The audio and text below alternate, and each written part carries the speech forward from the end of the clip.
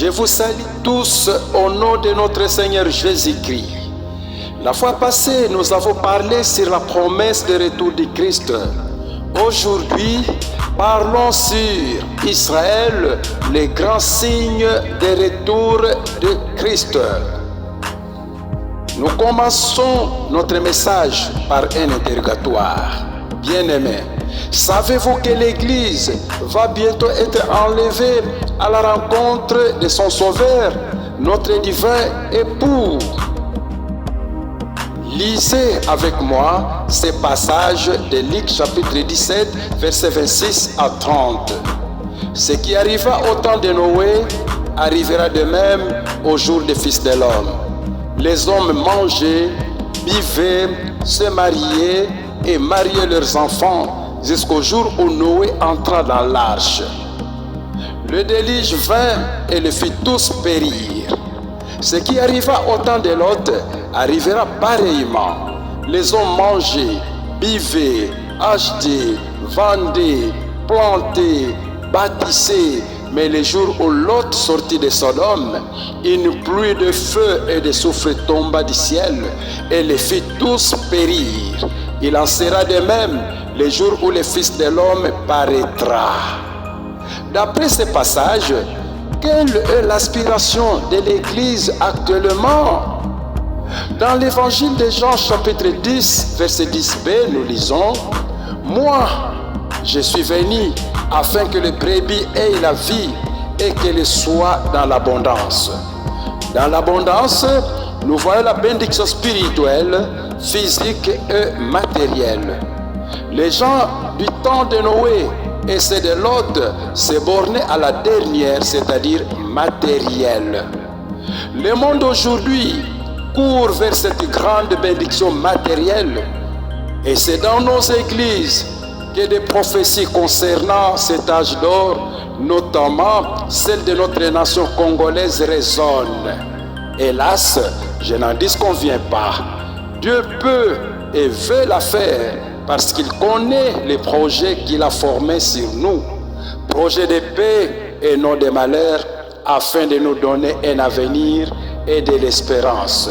Voir Jérémie, chapitre 29, verset 11.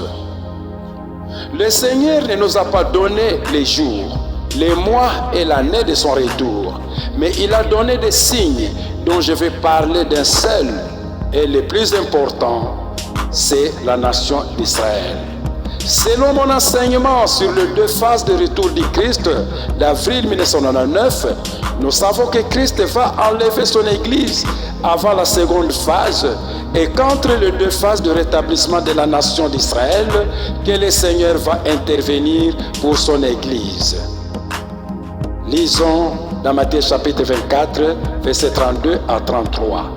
Ainsi dit le Seigneur, instruisez-vous par une comparaison tirée du figuier.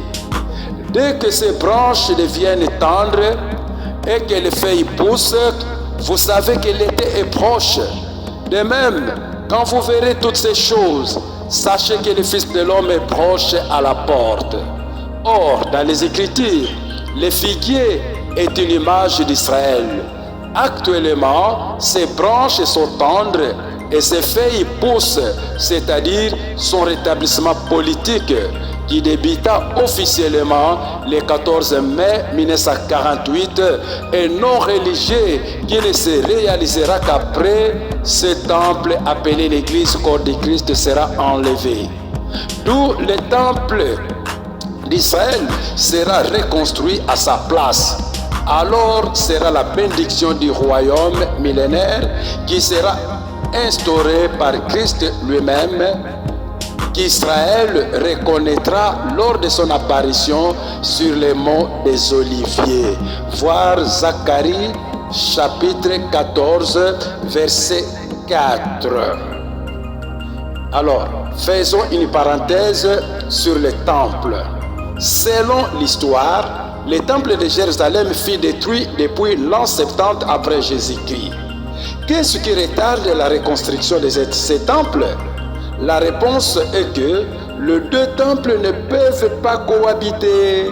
L'Église aussi est appelée le temple. L'apôtre Paul dit dans 1 Corinthiens chapitre 3 verset 16-17, ne savez-vous pas que vous êtes le temple de Dieu?